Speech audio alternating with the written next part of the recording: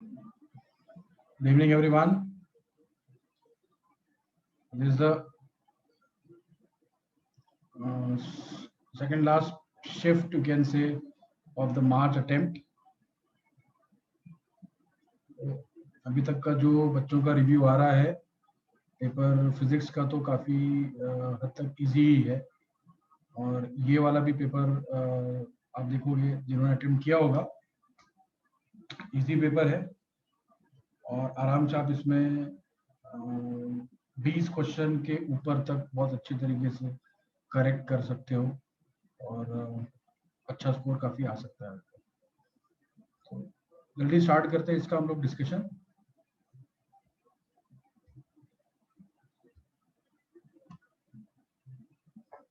तो पहला क्वेश्चन जो है वो सिंपल पेंडुलम का है। 200 ऑसिलेशन कंप्लीट कर रहा है 100 सेकेंड में। लीस्ट काउंट ऑफ वॉच दिया है 1 सेकेंड। सिंपल पेंडुलम का लेंथ दिया है 100 centimetre. Least count of its measuring scale 1 millimetre दिया है। मैक्सिमम पॉसिबल परसेंटेज एरर की बात करी गई है ना। तो मैक्सिमम पॉसिबल परसेंटेज एरर के लिए हमें पहले फॉर्मूला चाहिए होगा टाइम पीरियड का। तो हम टाइम पीरियड का फॉर्मूला तो सभी लोग जानते हैं कि ये ऐसे टाइम पीरियड को हम लेंथ और जी से रिलेट करके पता करते हैं। अब इसमें से हमें जी बाहर निकालना पड़ेगा, तभी हम परसेंटेज एरर ढूंढ पाएंगे। तो हम स्क्वायर कर देंगे तो ये स्क्वायर होके कुछ ऐसा हो जाएगा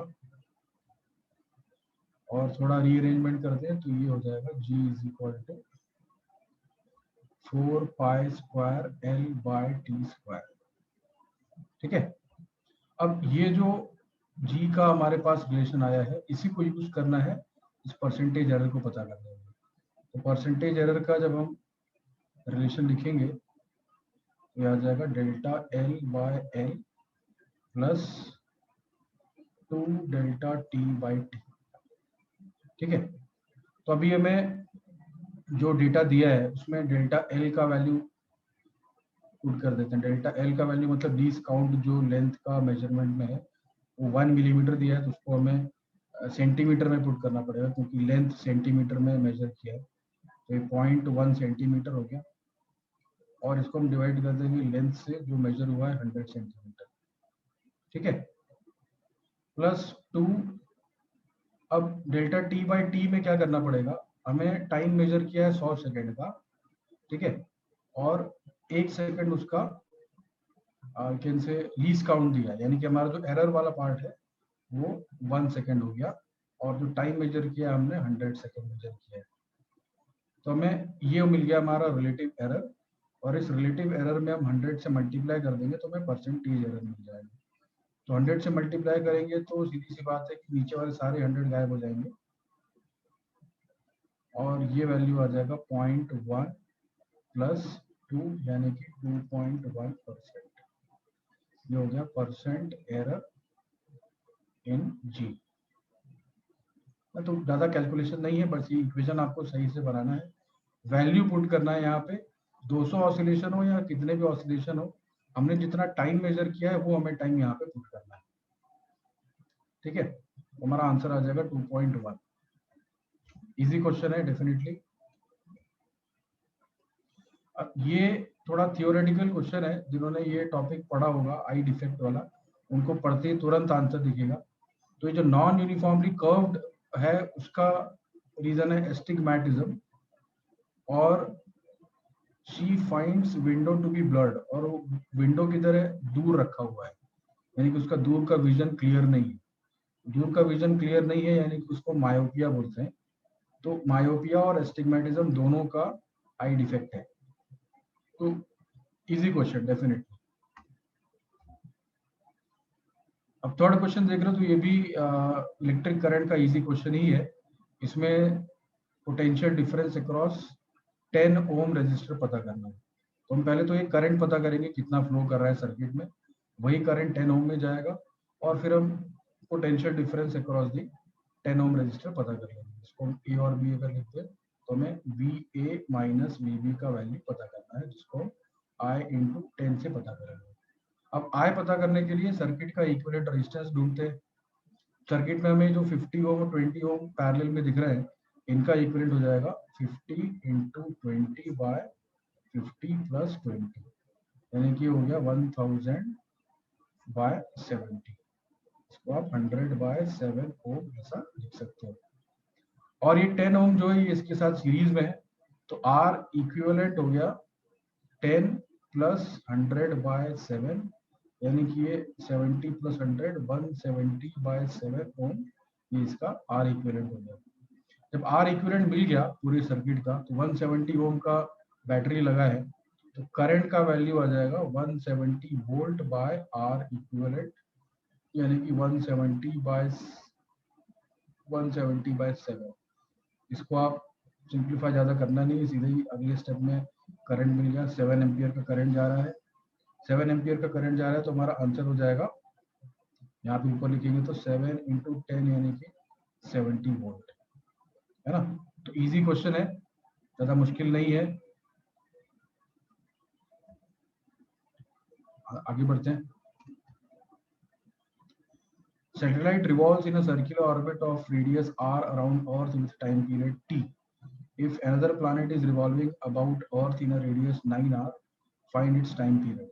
तो जब एक ही प्लैनेट के अराउंड दो सैटेलाइट घूमेंगे, तब टाइम पीरियड का जो स्क्वायर है इज प्रोपोर्शनल टू रेडियस का क्यूब, है ना।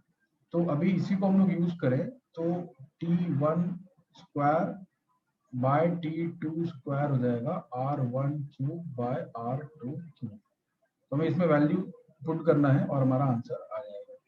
तो हमें दिया है कि लेट अस से t1 इज t, तो t स्क्वायर बाय हमें t2 पता करना है, और ये r1 इज r, और ये हो गया 9r, इन दोनों का हम क्यूब करेंगे तो ये 1/9 का क्यूब हो जाएगा। ठीक है, 9 का क्यूब यानी कि हमें t/t2 जब पता करना है तो हमें 1/9 का पावर 3/2 करना है। तो 9 का पहले रूट ले लेते हैं तो 3 आ जाएगा, और 3 का क्यूब कर देंगे तो 27 आ जाएगा, यानी कि जो t2 है उसको हम 27t ऐसा लिख सकते हैं। तो हमारा आंसर हो गया ऑप्शन नंबर 1। आगे बढ़ते हैं। तो अब इसमें देखो एसी वोल्टेज का रेटिंग दिया हुआ है 220 वोल्ट 50 हर्ट्ज रेटिंग, और ये हम जानते हैं कि ये जो होता है ये आरएमएस वैल्यू होता है। ठीक है, find the time in which the voltage reaches the RMS value from the peak value. Peak value से आरएमएस वैल्यू होने में कितना टाइम लगा ये पूछा गया है। तो अगर हम इसका फंक्शन बनाते हैं, क्योंकि साइनोसाइडल फंक्शन है, v is equal to v nought sine omega t, ये हमारा वोल्टेज का फंक्शन हो गया ना, वी नॉट यानी कि पीक वैल्यू है, और जो इसका आरएमएस वैल्यू है वो होता है वी नॉट बाय √2, है ना। तो हमें वी आर एम एस दिया है, वी आर एम एस दिया है 220 वोल्ट, तो हम बाद में सब्स्टिट्यूट करते हैं, पहले टाइम वाला टर्म ढूंढ लेते हैं। तो हमारा v का वैल्यू हो गया वी आर एम एस के बराबर, हमें यहाँ पे एक्चुअली ये करना है V nought sine omega t. ठीक है, अब इससे जो हमें टाइम मिलेगा वो मिलेगा कि 0 से आरएमएस वैल्यू तक जाने में कितना टाइम लगा। ये अगर हम ऐसे ग्राफ बनाते हैं तो ये हमारा पीक वैल्यू है वी नॉट, यहाँ पे कहीं पे आएगा वी नॉट या वी आर एम एस, तो ये वैल्यू का हमें टाइम चाहिए। तो हमें ये वैल्यू कहाँ से मेजर हो रहा है, ये पीक से आरएमएस तक आने का टाइम है। तो एक्चुअली ये जब इधर इधर वाले पार्ट में होगा तब वो टाइम मिलेगा। हम यहाँ से भी ढूंढ सकते हैं, है ना। तो हम उसके लिए करेंगे क्या, पहले हम ढूंढेंगे 0 से वी आर एम एस तक कितना टाइम लगा, 0 से वी नॉट तक यानी कि मैक्सिमम वैल्यू तक हमें मालूम है कि t/4 लगेगा, साइनोसाइडल फंक्शन है, तो हम माइनस कर देंगे तो हमारा आंसर आ जाएगा। ठीक है, तो वैसे जल्दी से कर लेते हैं।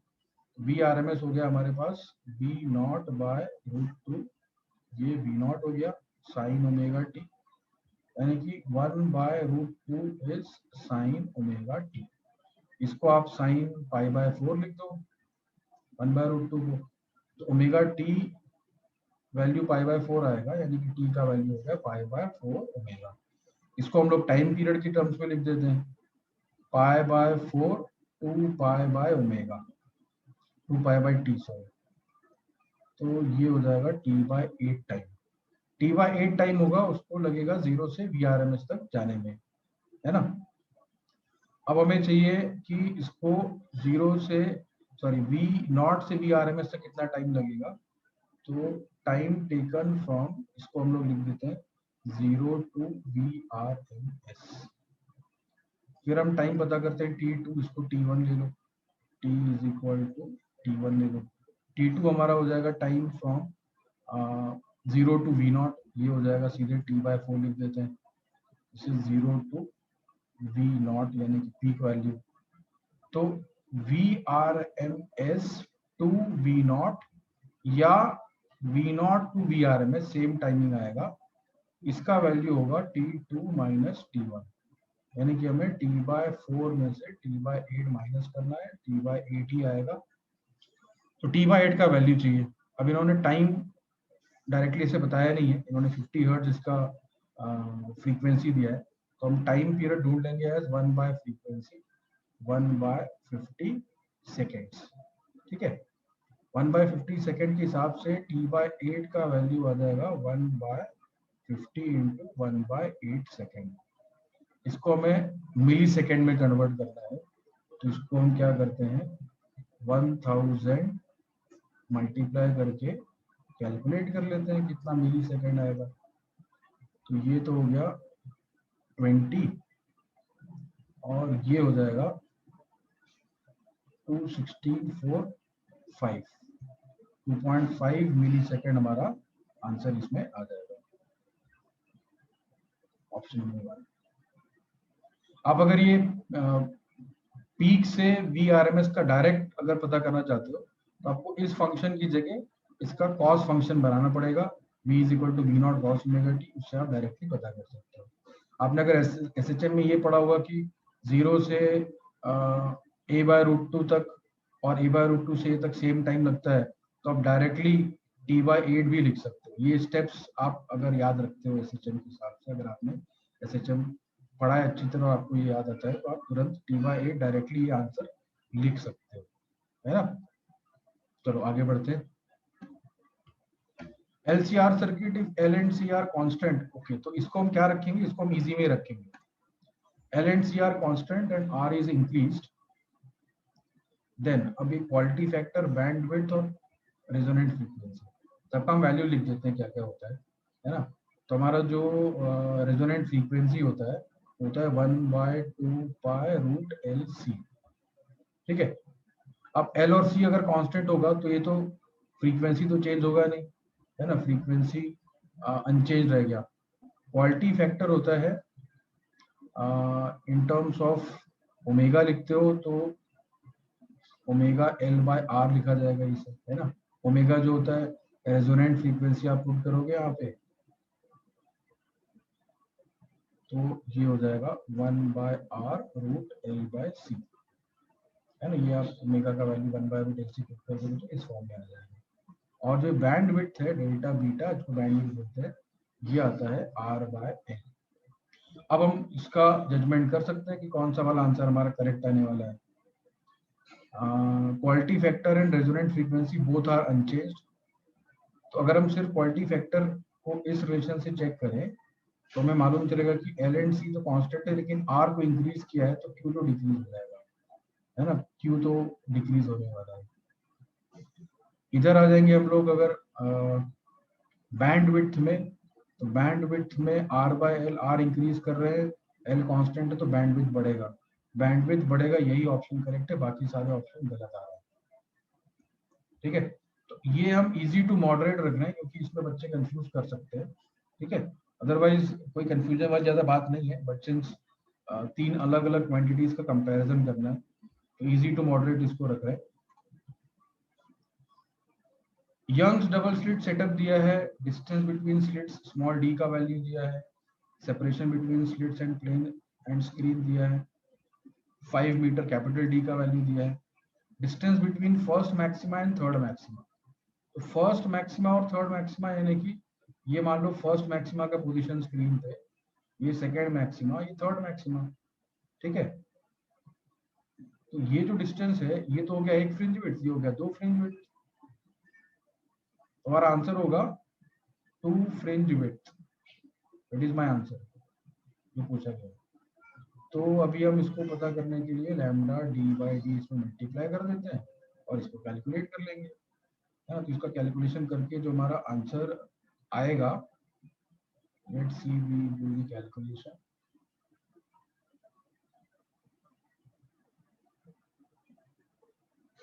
टू इंटू लैम्डा का value 5890 10 to the power -10, capital D का वैल्यू 5 और स्मॉल डी का वैल्यू 0.5 10 टू द पावर -3। तो ये 0.5 को हम लोग 10 टू द पावर -4 कर देते हैं, इसको माइनस कर देते हैं। -3 को हम -4 कर दिया है, ऊपर आके +4 हो जाएगा तो -6 हो गया। इधर मल्टीप्लीकेशन कर देते हैं, 18 16 17 10 11 10 टू द पावर -6। इसको -3 में करने के लिए 11.78 10 टू द पावर -3 यानी कि 11.78 मिलीमीटर, ये हमारा आंसर हो जाएगा ऑप्शन नंबर 4। इजी में ही रखा जाएगा,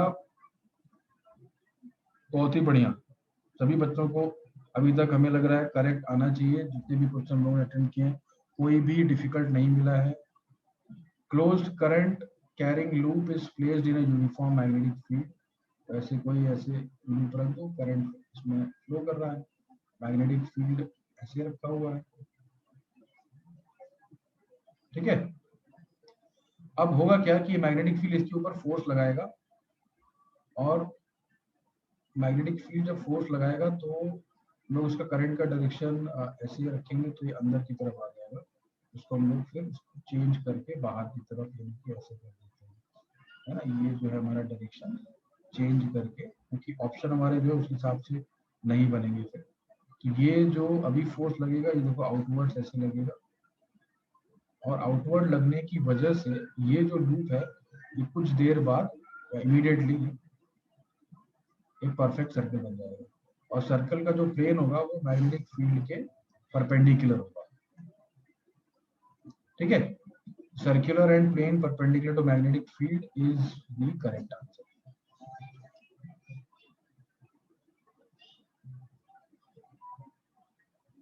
ठीक है, आगे बढ़े। बहुत ही बढ़िया कर रहे हैं सब लोग, है ना। मुझे लग रहा है जितने लोग अभी तक 8 क्वेश्चन हम डिस्कस किए, मुझे लग रहा है सभी के ही करेक्ट आए होंगे। ये थोड़ा सा मॉडरेट टू डिफिकल्ट साइड में, क्योंकि ये थोड़ा सा अलग टाइप का क्वेश्चन है। हाइड्रोजन एटम की बात कर रहा है, लेकिन इलेक्ट्रॉन को रिप्लेस कर दिया है म्यू मेजॉन से। मास ऑफ म्यू मेजॉन दिया है 207 times of mass of electron and charge is equal to that of an electron. Mass ही ज्यादा है, चार्ज बिल्कुल वही है जो इलेक्ट्रॉन का चार्ज है। हमें चाहिए आयोनाइजेशन एनर्जी। आयोनाइजेशन एनर्जी यानी कि उसका ग्राउंड स्टेट एनर्जी होगा। मान लो अगर हमें आयोनाइजेशन एनर्जी चाहिए हाइड्रोजन एटम का ग्राउंड स्टेट में, तो होता है +13.6 इलेक्ट्रॉन। ग्राउंड स्टेट में जो एनर्जी आएगा उतना ही पॉजिटिव सप्लाई कर देंगे इलेक्ट्रॉन को, इलेक्ट्रॉन शेल से बाहर चला जाएगा और वो एटम आयनाइज हो जाएगा। तो हमें एक्चुअली ग्राउंड स्टेट का एनर्जी चाहिए इस पर्टिकुलर हाइड्रोजन एटम में, जिसमें म्यू मेजॉन इलेक्ट्रॉन की जगह रिवॉल्व कर रहा है। तो हमें ये जो एनर्जी है 13.6 इलेक्ट्रॉन वोल्ट ग्राउंड स्टेट का for hydrogen atom, usual hydrogen atom, उसमें थोड़ा सा चेंज लाना पड़ेगा। तो जब हम इसका रिलेशन देखते हैं तो हमें मालूम चलता है कि जो एनर्जी है, ग्राउंड स्टेट एनर्जी बोलो या nth स्टेट की एनर्जी बोलो, ये डिपेंड करता है z² पे, मास पे डिपेंड करता है, और ये शेल के नंबर पे डिपेंड करता है। जितना शेल नंबर बढ़ेगा उतना एनर्जी कम होता जाएगा, इसमें नेगेटिव साइन भी आता है, ठीक है। तो हमें याद फिर ये रखना है कि मास के प्रोपोर्शनल है मास ऑफ इलेक्ट्रॉन के, जो इलेक्ट्रॉन इसमें घूम रहा होता है। अब ये तो हो गया इलेक्ट्रॉन के लिए, और ये जो हमारा नया हाइड्रोजन एटम है उसके लिए हो जाएगा मास ऑफ द म्यू मेजॉन पे प्रोपोर्शनल आएगा, बाकी सारे टर्म तो सेम रहेंगे। तो हम ऐसा लिख सकते हैं E for the hydrogen atom by E for the new hydrogen atom is equal to mass of electron by mass of mu meson. तो मास ऑफ म्यू मेजॉन उन्होंने दिया है कि वो 207 टाइम्स है मास ऑफ इलेक्ट्रॉन। तो हम सब्स्टिट्यूट करेंगे तो हमें E डैश जो वैल्यू आएगा 207 times E of the hydrogen atom आएगा, यानी कि मैं 207 में 13.6 का मल्टीप्लीकेशन करना है। ठीक है, 207 में 13.6 का मल्टीप्लीकेशन करते हैं तो देखते हैं क्या आता है। Let's C.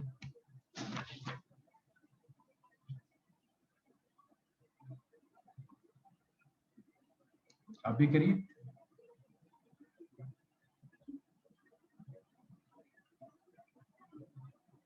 To 207 multiplied by 13.6 will be 2815.2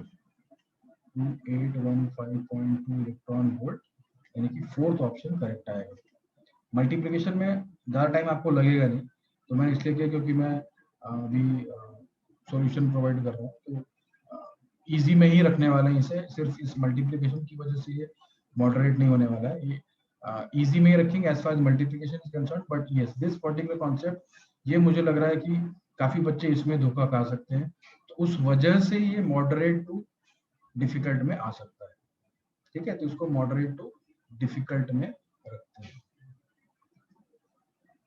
इसलिए यहाँ पे हाईलाइट कर रहे हैं कि अभी तक का ये पहला क्वेश्चन है जो इस लेवल का आया है।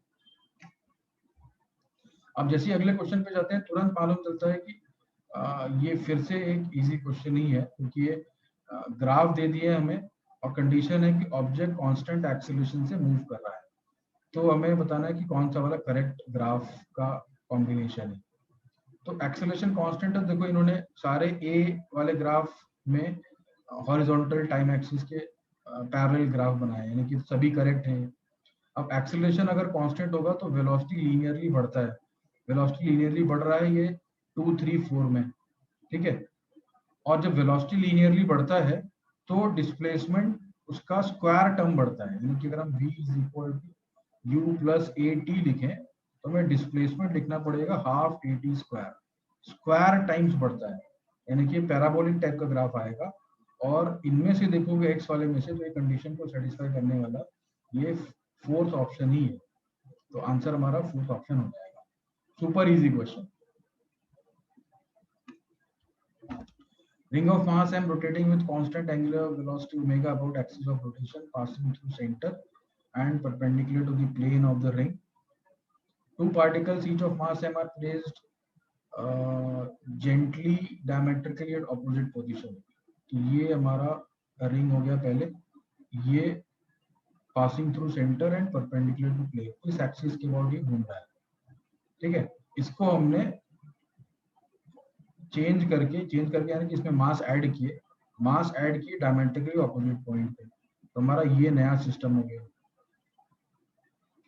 इसका ओमेगा दिया हुआ है और इसका ओमेगा पता करना है, तो जेंटली रखा गया, यानी कि कोई जर्क नहीं लगा है, तो हम कह सकते हैं कि कोई एक्सटर्नल टॉर्क इस सिस्टम पे नहीं लगा, system of the particle and the ring, तो हम एल ऑफ द सिस्टम को कांस्टेंट ऐसा डेफिनेटली कहेंगे।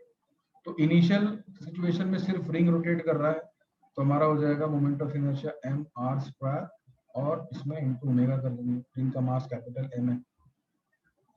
अब जब ये दो मास इसमें अटैच हो गए तो रिंग का मोमेंट ऑफ इनर्शिया वही रहा, और इन दोनों का एम आर स्क्वायर, क्योंकि दो बार है, दो पार्टिकल है, तो 2 टाइम्स करना पड़ेगा इनटू न्यू ओमेगा। तो हमारा ओमेगा डैश देखो बड़े आसानी से आ गया, m by m plus 2m whole into omega. m by m plus 2m whole into omega हमारा सेकंड ऑप्शन है, which is the correct one. Easy question.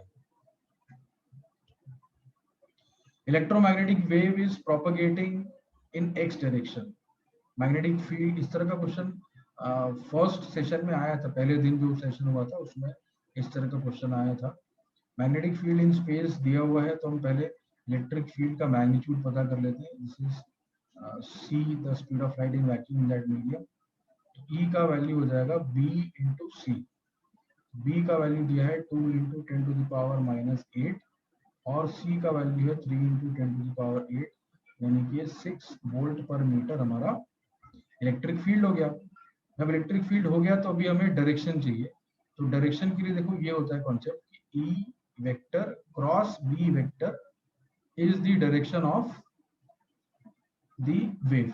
ठीक है, तो अगर हम इसको v से दिखा दें, जिस तरफ इसका v वेक्टर होगा इसको आप v वेक्टर ऐसा दिखा सकते हैं, एन कैप के टर्म्स में भी चाहो तो लिख सकते हैं, है ना, E cap cross B cap is equal to B cap, ऐसे लिख सकते हैं।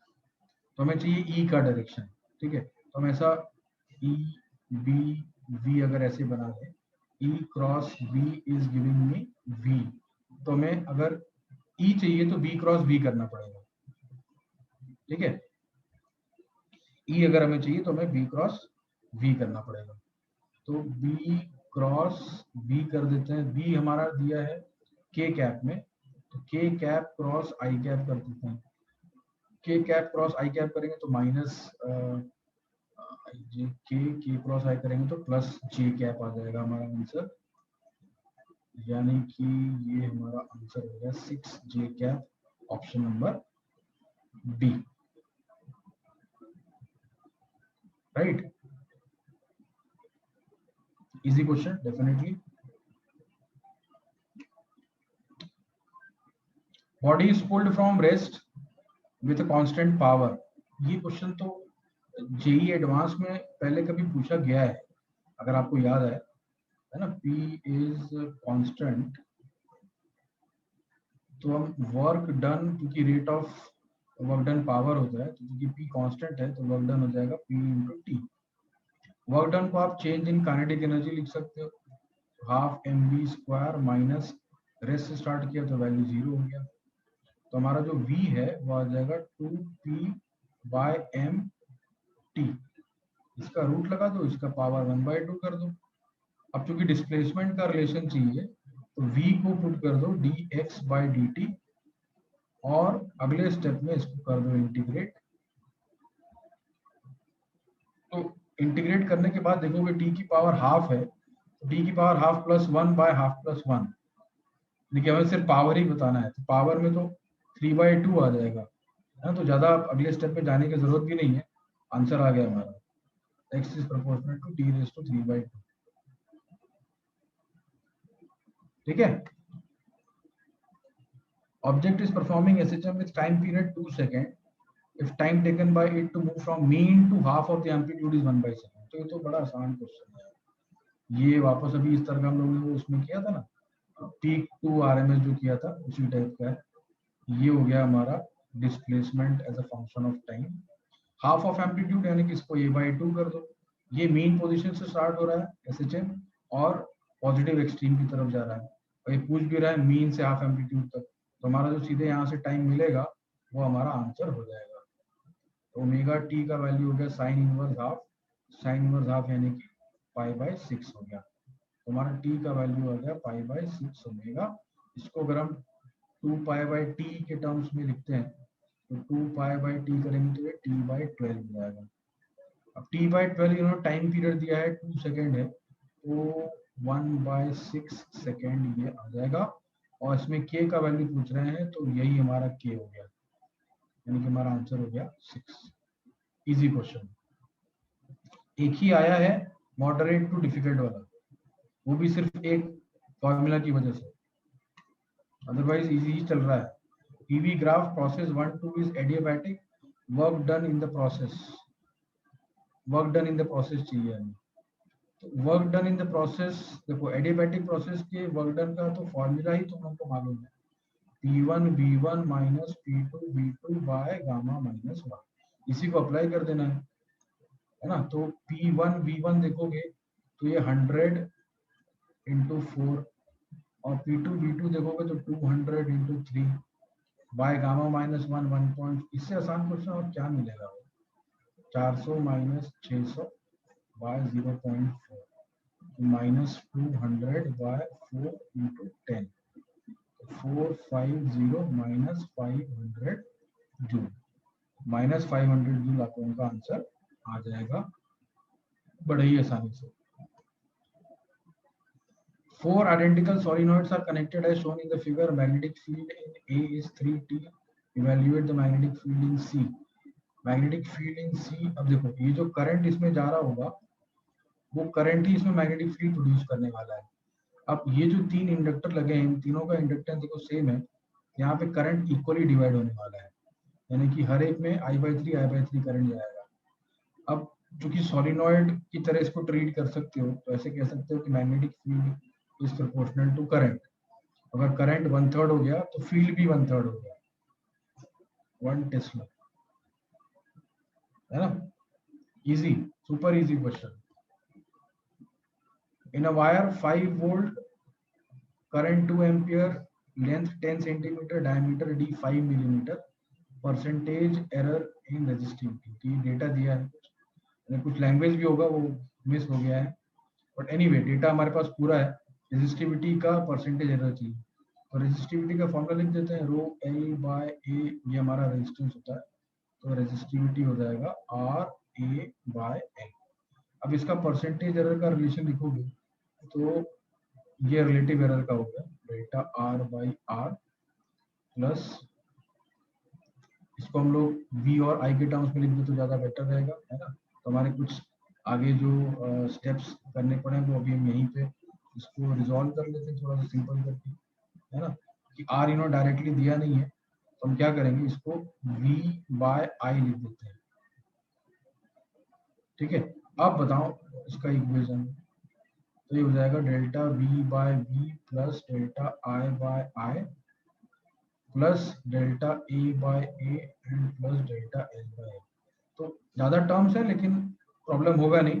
अब इन्होंने डायरेक्टली एरर नहीं दिया है, बट इन्होंने जो यहाँ पे 5.0 लिखा है, इसका मतलब ये 0.1 मेजर कर सकता है मिनिमम, तो वही उसका लीस्ट काउंट हो गया 0.1 वोल्ट बाय 5। इधर लिख दोगे ऐसे ही करंट के लिए 0.01 बाय 2, और डेल्टा ए इन्होंने डायमीटर दिया है, डायमीटर को मैं पहले यहाँ पे इस टर्म की जगह कुछ और लिखना पड़ेगा, तो डेल्टा ए को हम लोग चेंज कर देते हैं, थोड़ा सा रुक जाओ, उसका सब्स्टिट्यूशन कर देते हैं। एरिया होता है पाई डी स्क्वायर बाय 4, तो डेल्टा ए बाई ए आ जाएगा 2 डेल्टा डी बाई डी, तो मैं यहाँ पे इसकी जगह 2 delta D by D put करना है, ठीक है? तो 2 इंटू डायमीटर में 0.01 और यहाँ पे 5, और डेल्टा एल यानी कि लेंथ में ये 0.1 और यहाँ पे 10। ये पूरा वैल्यू कैलकुलेट करना, परसेंटेज जी तो 100 से मल्टीप्लाई कर दो, ठीक है, इंटू 100 कर देते हैं,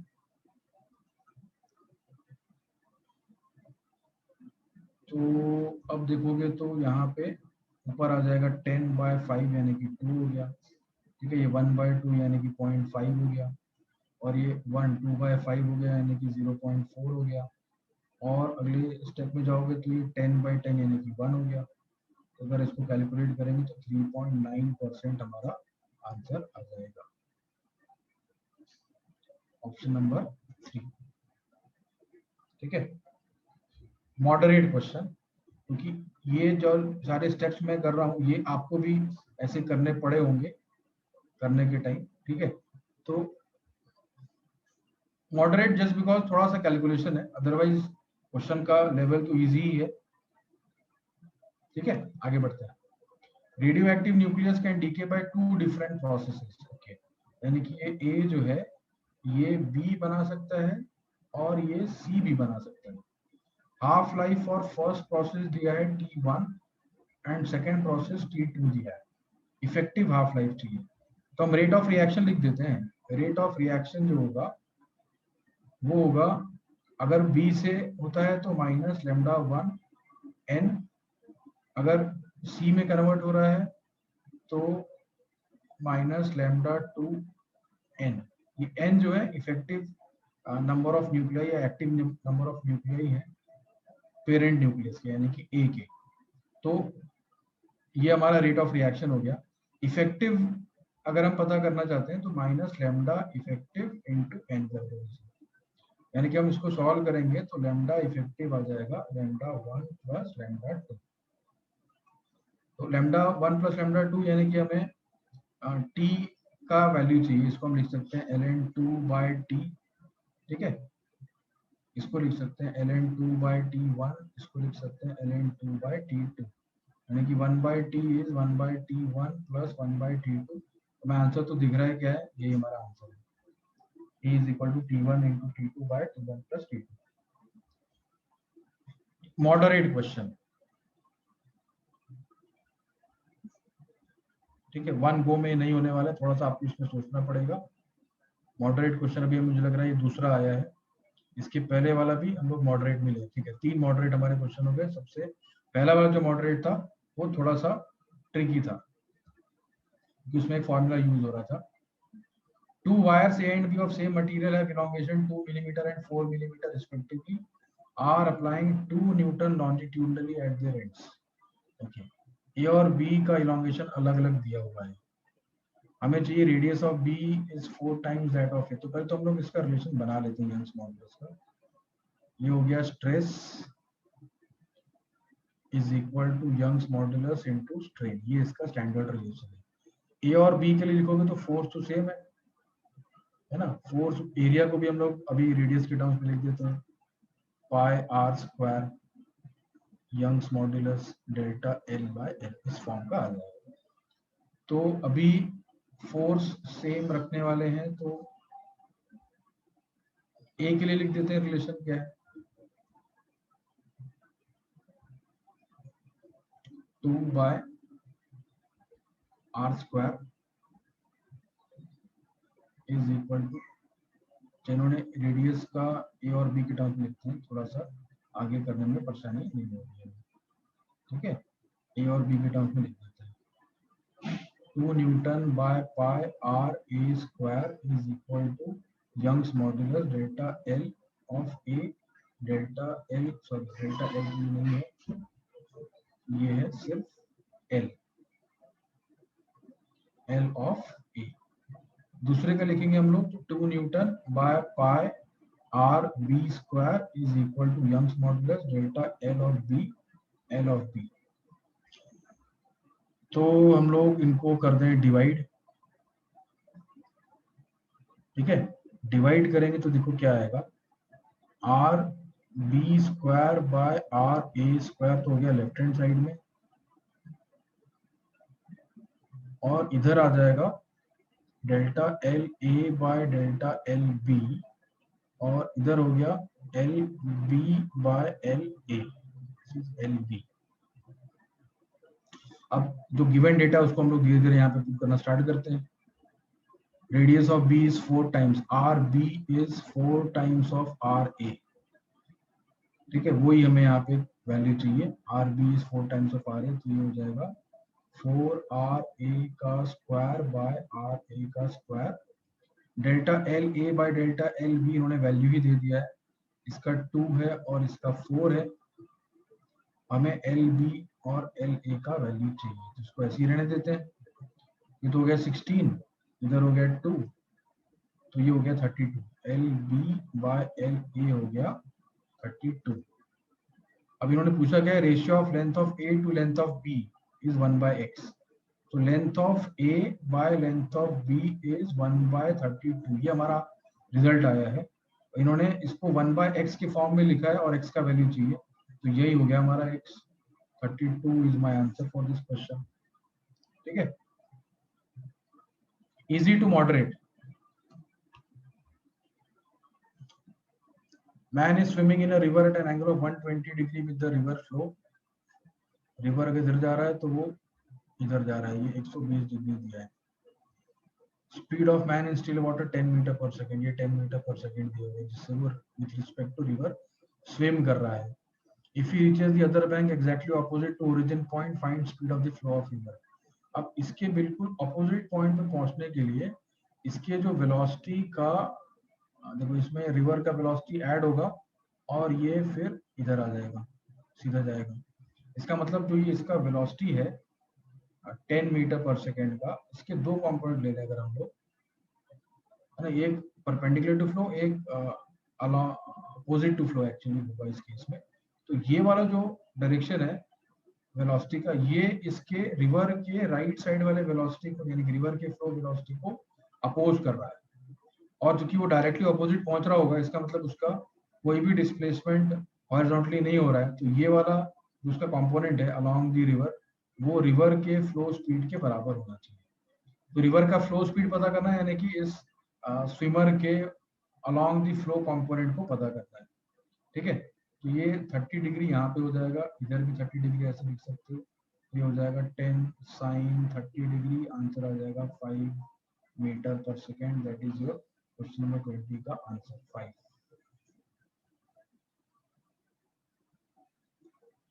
right.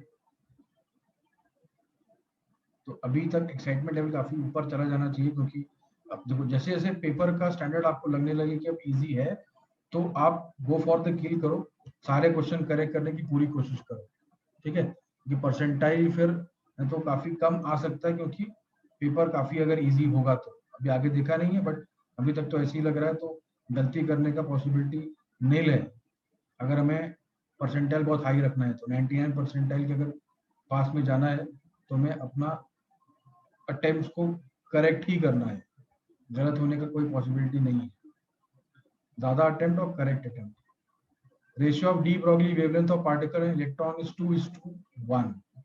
Okay, de Broglie wavelength होता है h बाय मोमेंटम, यानी कि h बाय mv होता है। ये पार्टिकल का और इलेक्ट्रॉन का अगर हम लोग लिखते हैं तो ये दिया है 2:1। वेलोसिटी का भी रेशियो दिया है, velocity of particle by velocity of electron is 4:1। तो हम लोग इसको यहाँ पे पुट कर दें, अगर h by mv of the particle and h by mv of the electron, mv of the electron, तो ये v इलेक्ट्रॉन ऊपर आ जाएगा, v पार्टिकल नीचे आ जाएगा, है ना। तो वो पूछ क्या रहा है, मास का हम लोगों ने रेशियो नहीं लिया, यहाँ पे mass of particle, mass of electron, और यहाँ पे भी mass of electron, mass of particle, ऐसे हो जाएगा। ठीक है, तो mass of electron by mass of particle हो जाएगा 2 into v p by v e, यानी कि ये 8 हो गया, 4 यहाँ से वैल्यू पुट किया। तो अब ऑप्शंस में देखोगे मास ऑफ इलेक्ट्रॉन इज नहीं, मास ऑफ पार्टिकल देखोगे तो is 8 times that of, yes ये वाला ऑप्शन देखो है correct, mass of electron is 8 times the mass of particle. Right, so option number 2 is correct. Correct ज्यादा होने लगते हैं ना, तो मतलब थोड़ा सा रिलैक्स हो जाना है, थोड़ा पानी पीना है और वापस लग जाना है। मतलब काफी बार क्या होता है कि एक्साइटमेंट अगर बहुत ज्यादा बढ़ जाएगा तो गलती होने का पॉसिबिलिटी हो जाता है।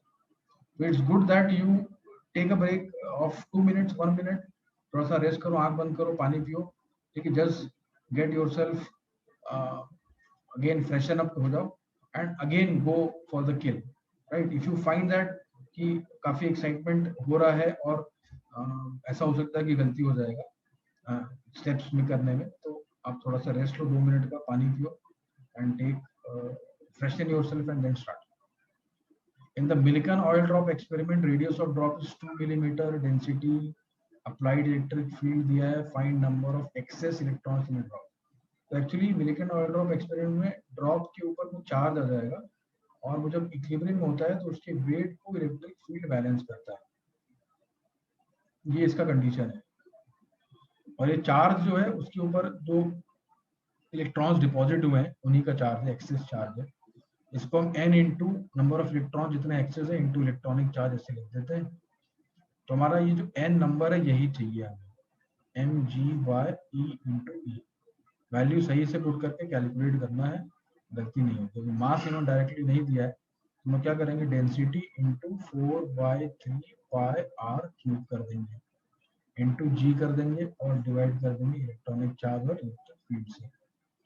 तो डेंसिटी तो 3 ग्राम पर सेंटीमीटर क्यूब है, उसमें 1000 मल्टीप्लाई करो तब वो बनेगा किलोग्राम पर मीटर क्यूब में, इंटू 4/3 22/7 आर क्यूब, यानी कि 2 का क्यूब, मिलीमीटर में है तो उधर भी कन्वर्जन करना पड़ेगा। 2 का क्यूब यहाँ पे सीधे 8 लिख देते हैं और ये 10 टू द पावर -3 का क्यूब करेंगे तो -9 आ जाएगा। जी का वैल्यू 9.8 इन्होंने बोला है कि यही पुट करिए। E का value 1.6 10 to the power -19 electronic charge का, इलेक्ट्रिक फील्ड का दिया है 3.55 10 टू द पावर 5। ठीक है, तो यही आपको कैलकुलेट करके आंसर पता करना है। तो अभी यहाँ पे देखोगे तो कुछ टर्म्स यहाँ पे सीधे सीधे हम लोग कैंसिल कर सकते हैं, क्योंकि 3 इधर कैंसिल हो जाएगा, है ना। ये 1.6 है, तो 1.6 को 16 कर देते हैं और यहाँ पे पावर 10⁴ कर देते हैं, ठीक है। और 16 को ऊपर कैंसिल कर सकते हैं, 4 इधर और इधर 2, ठीक है। तो अभी हमारे पास हो गया न्यूमरेटर में 22 इंटू 9.8 डिवाइडेड बाय 7, एक टर्म है ये, और नीचे 3.55 है, और पावर में देखोगे तो 19 ऊपर जाके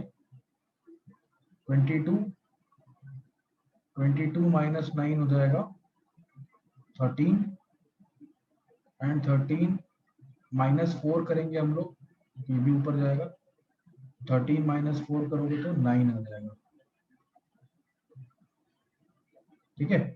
इसी को सिंप्लीफाई करके आपको आंसर पुट करना है। 7 से तो ये कैंसिल भी होता है, 7 4, है ना। तो इसका आंसर देखो जो आता है 1.735 10⁻10 आएगा, ये इसका फाइनल आंसर आएगा 1.735 10⁻10। इस स्टेप में थोड़ा आपको कैलकुलेशन करना पड़ेगा, ठीक है, लेकिन बहुत ज़्यादा मुश्किल नहीं है, कर लोगे आप, आदत है आपको कैलकुलेशन करने का, तो इस तरह के मल्टीप्लिकेशन डिवीजन तो आप आसानी से कर लेते हो। मॉडरेट क्वेश्चन,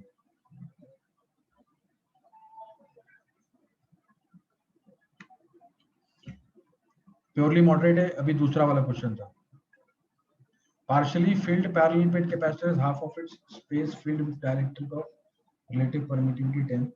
इसमें बच्चे कहते कुछ फिगर भी बनाया था, इसका फिगर कुछ ऐसा उन्होंने बताया, इस तरह से वो स्पेस को फिल कर रहा है ना। ये उन्होंने प्लेट का डिस्टेंस 5 मीटर दिया, तो ये 5 मीटर ऑक्यूपाइड है डाइलेक्ट्रिक से, रिमेनिंग 5 मीटर जो है वो एयर कैपेसिटर है, ठीक है।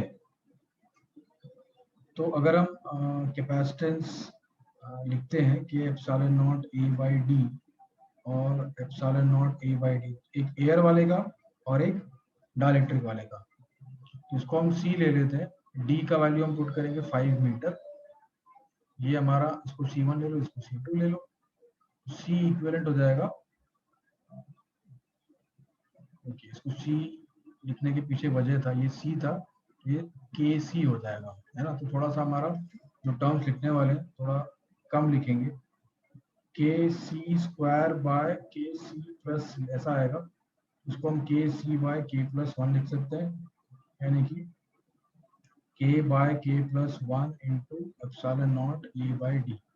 वैल्यूज पुट कर देते हैं, K का वैल्यू इन्होंने दिया है एज 10, रिलेटिव परमिटिविटी यानी कि dielectric constant 10 by 11, epsilon naught 8.85 10⁻⁻12, area 100 metre square, and d जो है हमें 5 मीटर रखना है, यहाँ पे गलती नहीं करना है, तो हमने डेटा लिया उसके हिसाब से, ये सी को हमने epsilon naught A by D लिखा है एयर वाले कैपेसिटर को, यहाँ पे 5 लिखा है, ठीक है। इसको हम लोग कैलकुलेट करेंगे तो हमारा आंसर इस वाले क्वेश्चन का आ जाएगा। इसका हम लोग आंसर कैलकुलेट करते हैं तो देखो कितना आता है, 161 10⁻⁻12, 161 10⁻⁻12, इसको हम 161 पिको फैरेड ऐसा लिख सकते हैं, ठीक है। तो पिको फैरेड में ही हमें आंसर देना है, तो हमारा 161 इसका न्यूमरल आंसर हो जाएगा, राउंडिंग ऑफ करके, ठीक है।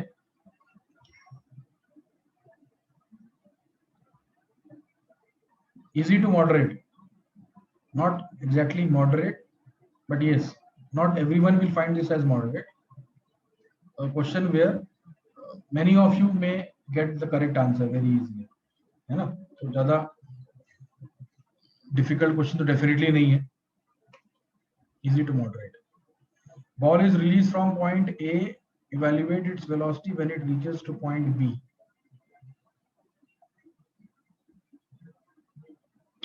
ये तो यार बड़ा ही आसान क्वेश्चन है। यहाँ से रिलीज किया, यहाँ पहुंचने को पूछ रहा है। उसका लॉस इन पोटेंशियल एनर्जी पता कर लो, गेन इन काइनेटिक एनर्जी हो गया, यानी कि mg into 5 is half mv square. इससे आसान क्वेश्चन क्या पूछेंगे भाई तुम लोगों से? v स्क्वायर का वैल्यू हो गया 10g, v is root 10g। g का वैल्यू अगर 10 दिया होगा तो इसका आंसर 10 आ जाएगा।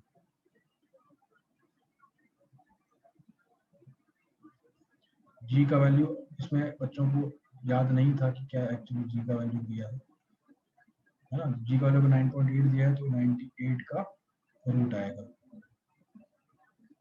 98 का रूट आप 9.9 ऐसा लिख सकते हो, है ना? तो 9.9 को भी राउंडिंग ऑफ करके आप 10 ही लिखने वाले हो, integer answer. 10 is the answer. Super easy question. 10 kg वाला बॉडी है, एक्स एक्सिस के अलाउंग ट्रेवल कर रहा है 10 रूट 3 मीटर्स पर सेकेंड से। This is my x axis. Collides with another body of mass 20 kg and comes to rest. 20 kg के साथ कोलिजन के बाद ये रेस्ट पे आ जाता है। 20 kg के बारे में कुछ नहीं दिया इसका, 20 kg इनिशियली रेस्ट पे है। अब कोलिजन के बाद क्या हुआ? 10 kg रेस्ट पे आ गया। 20 kg mass object disintegrates into two parts of mass 10 kg after collision, each of mass 10 kg। ये 20 वाला जो मास है दो पार्ट्स में डिवाइड हो गया।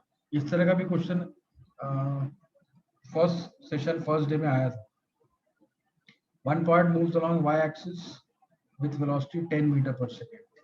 तो एक जो 10 kg का मास है वो y एक्सिस के अलोंग जाने लगा, कितने वेलोसिटी से? 10 मीटर पर सेकेंड से। एंड दूसरा जा रहा है 30 degree with the x axis. तो एक्स एक्सिस के साथ 30 डिग्री ऊपर या नीचे दोनों हो सकता है, लेकिन ये वाला पॉसिबिलिटी नहीं होगा क्योंकि फिर इसका वर्टिकल मोमेंटम, क्योंकि इनिशियली जीरो है, वाई डायरेक्शन वाला इनिशियल मोमेंटम जीरो है, फाइनल मोमेंटम भी सिस्टम का जीरो होना चाहिए। अगर हमने ऊपर ले भी लिया तो भी वो नेगेटिव वेलोसिटी आ जाएगा। तो बेटर है आप नीचे लो, 30 डिग्री इधर जा रहा है ये वाला पार्टिकल, दूसरा 10 kg का। Find the velocity which of the part which moves at 30 degree with the x-axis। तो ये v का वैल्यू आपको चाहिए, ठीक है? तो बड़ा आसान है। p सिस्टम जो है इन द y डायरेक्शन वो कांस्टेंट है और जीरो भी है, क्योंकि इनिशियली कुछ है ही नहीं y डायरेक्शन में velocity.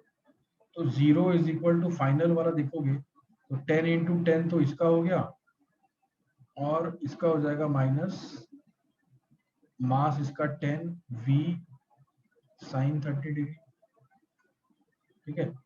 So 100 is equal to 10 v by 2। v का वैल्यू हो गया 20 meters per second। 20 is the answer। Easy question।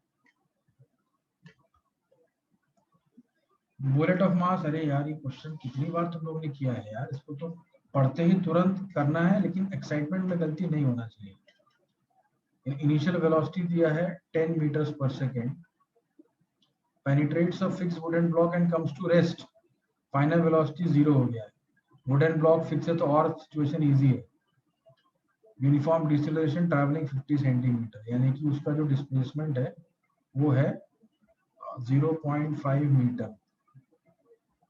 Force exerted चाहिए, तो हम लोग एक्सेलरेशन ढूंढ लेते हैं। क्या करेंगे? v square equal to u square plus 2as पता करते हैं। फाइनल वेलोसिटी जीरो, ये 100 हो गया।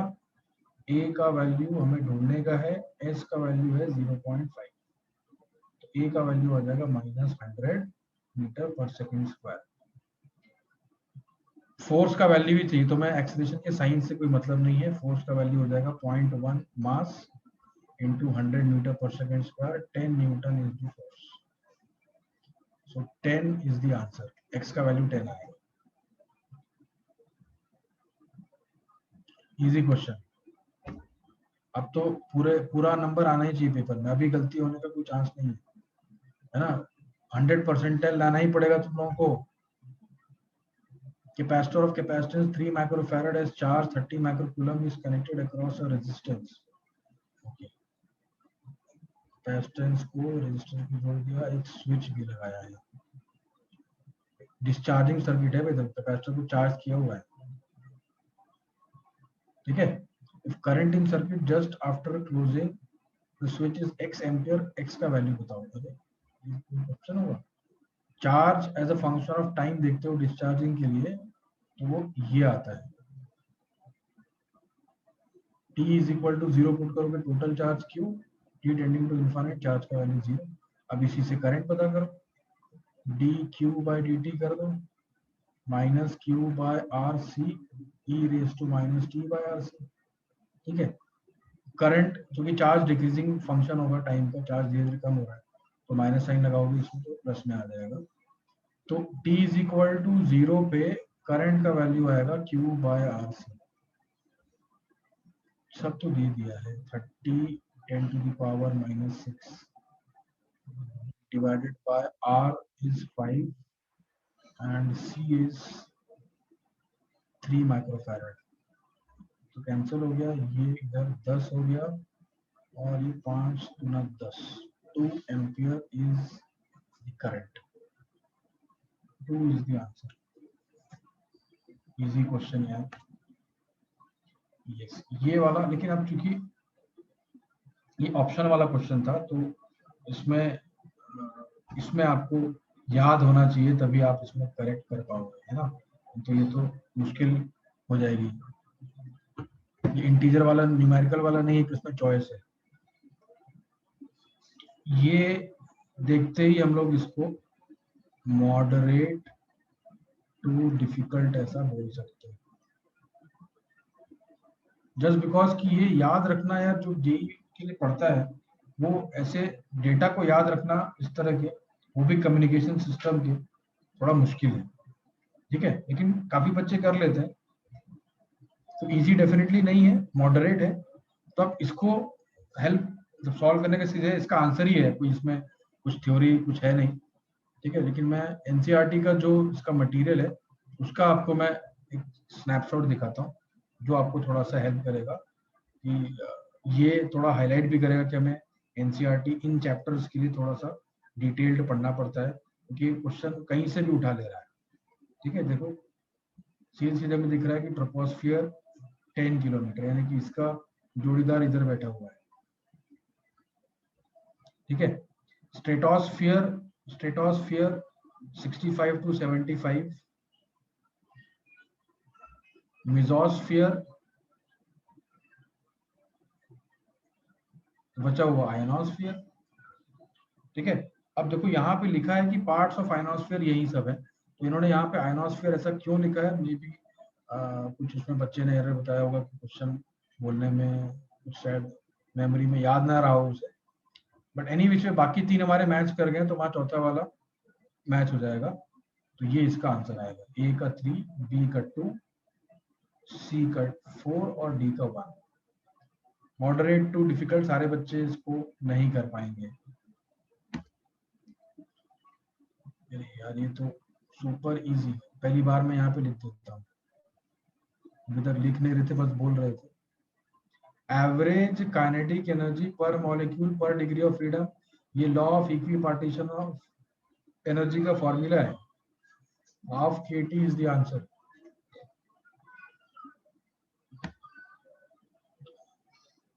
ये क्वेश्चन आपको थोड़ा सा मॉडरेट लगेगा, बट ये आप चूंकि टॉपिक पढ़ रहे हो अच्छी तरह, तो मुश्किल नहीं होगा। पावर गेन का आपको फॉर्मूला मालूम होगा, है ना। पावर गेन जो होता है is current gain square and output resistance by input resistance, ये इसका फॉर्मूला है। बस ये फॉर्मूला याद रहा ना, ये क्वेश्चन हो गया।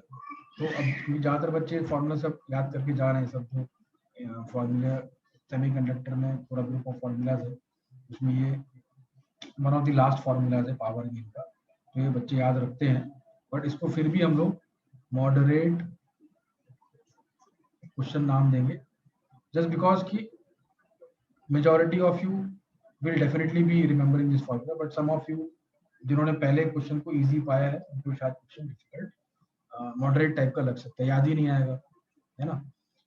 लेकिन बहुत ज्यादा कैलकुलेशन नहीं है। पावर गेन देखो इन्होंने दिया है 10 to the power 6, beta square. Output resistance is 10 kilo ohm, 10 to the power 3, and input resistance is 100, है ना। तो हम लोग पता कर लेते हैं भाई, ये दो यहाँ से भगा देते हैं, 2 1 बचेगा, 100 हो गया, 100 यहाँ पे काटेंगे तो ये 4 बचेगा, बीटा हो जाएगा 10⁻², यानी कि 100, करंट गेन इज 100, हो गया आंसर। तो अभी तक जो पूरे क्वेश्चन डिस्कस हुए, सारे क्वेश्चन हमारे पास आ गए हैं, incidentally asked, thanks to all the students who submitted these questions. But इन सब क्वेश्चंस में ज्यादातर क्वेश्चन इजी टाइप के हैं, ज्यादातर, बाकी जो है वो easy to moderate, moderate to difficult एक है ना, डिफिकल्ट तो एक भी नहीं है, मॉडरेट साइड में ज्यादातर है। तो इसीलिए हमारे लगभग 20 से 21 क्वेश्चन इजी में ही आ जा रहे हैं। मॉडरेट में भी काफी सारे ऐसे हैं जो आप, काफी लोग इसमें कर लेंगे, मतलब 25 में से 20 के ऊपर करेक्ट काफी बच्चों को आएगा। इसका परसेंटाइल इस पर्टिकुलर पेपर का काफी ऊपर जाने वाला है ना। 95 परसेंटाइल के ऊपर आपका स्कोर इतना आना चाहिए फिजिक्स में, तो आपका 95 परसेंटाइल के ऊपर स्कोर डेफिनेटली आएगा, एटलीस्ट 36 to 40, यानी कि 9 से 10 क्वेश्चन आपके करेक्ट होने ही चाहिए, है ना। इस पेपर में भी अगर आप उतने नहीं कर पाएंगे तो केमिस्ट्री मैथ्स आपको कैसे पिकअप करेगा, क्योंकि उनका स्टैंडर्ड अगर हाई हो गया तो आपको एक्चुअली फिर कंपेंसेट करने के लिए आप कर रहे हो ना। और आपने इजी पेपर जो फिजिक्स का उसमें कम स्कोर किया है तो आपका परसेंटाइल डेफिनेटली कम हो जाएगा। तो as we are discussing it now and the second shift is also over, so I think everybody is now given the paper. जिन्होंने आज सुबह का शिफ्ट दिया था, they must be in a position to calculate their marks, what possibly they will be getting. So let's wait for the answer key to come out along with the corrections which they request from the students. तो उस 3 दिन के gap period में जो भी आपको corrections होंगे वो आप डेफिनेटली सबमिट करिए सिंसियरली। उसमें आप उनका सॉल्यूशन प्रॉपरली लिख के आप विद रीजनिंग दीजिए, so that will be accepted. We have got few students this time also जिन्होंने ऐसा रिक्वेस्ट किया था, and their answers are accepted, that answer key has changed. So wishing all the best to every student for the results. That's up from my side today. It was nice interacting with you in the last 3 days. All the best for the results of JEE Mains March attempt. Thank you.